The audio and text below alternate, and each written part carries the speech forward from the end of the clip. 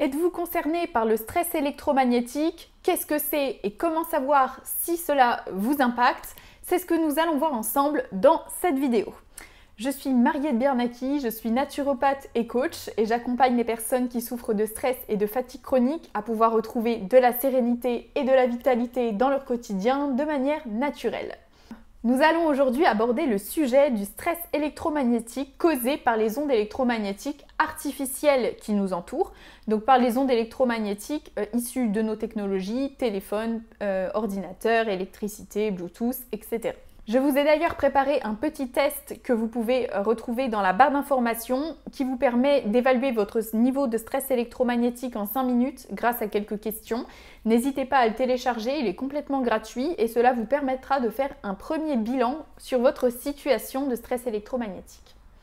Donc pourquoi je parle de stress lorsque l'on est exposé aux ondes électromagnétiques artificielles? Tout simplement parce qu'il y a des études qui ont montré qu'effectivement, en présence de champs électromagnétiques artificiels, nous libérions des hormones de stress. Il y a notamment une étude qui a été menée par un chercheur de l'université de Montpellier qui s'appelle le professeur Daihaniti, qui a montré que notre corps, en présence d'ondes électromagnétiques artificielles, libère de haut taux d'ACTH, qui est une hormone du stress.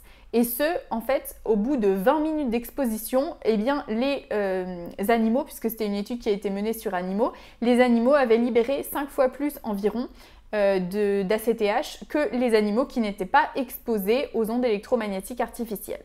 Alors déjà là, ça amène quand même à se poser la question, puisqu'en 20 minutes, c'est quand même très peu et 5 fois le taux d'hormone de stress, ce n'est pas anodin. Cette ACTH, donc cette hormone de stress, elle est libérée par l'hypophyse, qui est notre glande au niveau du cerveau qui va venir contrôler la libération de toutes les hormones dans notre corps.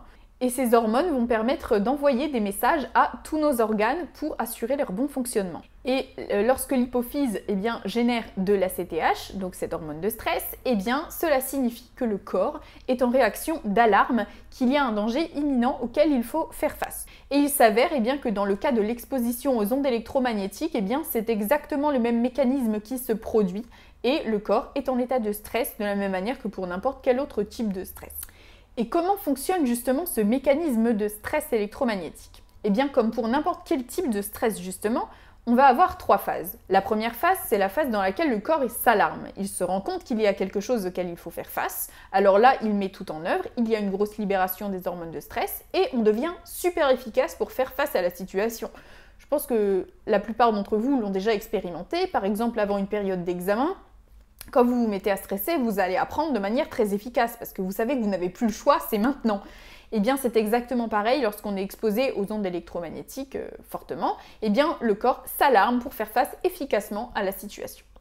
On entre ensuite dans une seconde phase qui s'appelle la phase de résistance, c'est-à-dire que lorsque la cause du stress perdure, le corps se met en état de stress chronique pour pouvoir faire face à cette situation. Mais alors là, normalement, on n'est pas vraiment fait pour ça, ce qui fait qu'on puise pas mal dans nos réserves et que cela va amener des symptômes pour nous faire comprendre que là, on va un peu loin dans l'utilisation de nos réserves justement. Donc là peuvent s'installer justement des états de fatigue chronique, des douleurs, différents symptômes, de l'irritabilité, des troubles du sommeil par exemple, ça peut être vraiment multiple, qui vont nous indiquer qu'il y a quelque chose sur lequel il faut se pencher dans notre façon de vivre. Et puis, dernière phase dans le processus de stress, c'est la phase d'épuisement. C'est-à-dire que lorsqu'on n'a effectivement pas entendu, ou tout du moins pris en compte, les différents symptômes que l'on pouvait connaître dans la phase de résistance, le corps est épuisé, a trop fait face et ne peut plus efficacement pouvoir faire face à l'agression. Donc là, on peut se retrouver justement dans des cas de burn-out, dans des cas également de maladies graves, lorsque le corps n'a plus suffisamment de ressources pour pouvoir maintenir la santé. Et c'est là que certains dommages peuvent également être irréversibles. Parce qu'en fait, il faut vraiment comprendre que nous avons un capital onde électromagnétique, de la même manière qu'on a un capital soleil. Quand notre capital soleil, on l'a cramé, c'est le cas de le dire, nous avons grande difficulté, voire parfois impossibilité à revenir en arrière. Eh bien, c'est exactement le même principe pour les ondes électromagnétiques. Nous avons vraiment un capital onde. Et d'ailleurs, c'est vraiment ce dont peuvent témoigner des personnes électrosensibles ou électro-hypersensibles, par exemple. Il y a vraiment des personnes qui aujourd'hui ont épuisé leur capital onde et qui doivent vraiment vivre comme cloîtrés des ondes électromagnétiques pour pouvoir survivre, tellement ils ont des symptômes lorsqu'ils sont en présence d'ondes électromagnétiques. Parce que chez eux, c'est en grande partie irréversible. Donc bien sûr, il faut comprendre deux choses. La première, c'est qu'on n'est pas tous égaux face à ce capital onde, de la même manière que face à notre capital soleil ou à notre capital digestion ou peu importe quel autre type de capital, de toute façon, on n'a pas tous la même résistance. Et il est important justement que chacun puisse être suffisamment conscient de l'existence de ce capital onde pour pouvoir se dire ok, là mon corps fonctionne de telle manière, peut-être qu'il serait temps que justement je me préoccupe d'arrêter de trop puiser dans ce capital onde et surtout de le re-remplir un petit peu avant que la phase irréversible soit atteinte.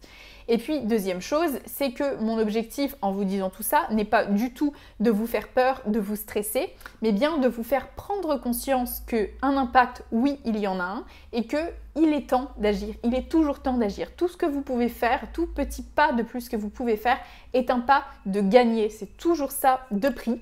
Et vraiment, je vais vous encourager en fait à travers cette vidéo à vous dire ok, mon corps il m'envoie tel signe, aujourd'hui je suis fatiguée, j'ai de l'anxiété, j'ai peut-être de la dépression, des douleurs, etc. Mais je peux agir. Vous êtes la personne qui peut agir. Je vous rappelle d'ailleurs que vous pouvez télécharger donc le petit test offert pour évaluer votre niveau de stress électromagnétique en 5 minutes. Cela vous permettra de voir où vous en êtes par rapport à votre niveau de stress électromagnétique dans votre vie. Ce sujet me tient vraiment à cœur depuis que j'ai découvert ma sensibilité aux ondes électromagnétiques, puisque c'est quelque chose qui est entré dans mon quotidien. Je mets d'ailleurs en place chaque jour des petits gestes simples et concrets qui me permettent de mieux vivre avec les ondes qui m'entourent, puisque j'habite en ville. Et je vois vraiment la différence sur ma santé. Et d'ailleurs, je vais vous partager tous ces conseils dans un programme très complet que je suis en train de vous préparer. Donc restez bien connectés, puisque vous serez bien sûr tenus au courant de l'avancée des travaux. Merci en tout cas d'avoir suivi cette vidéo, likez-la si elle vous a plu.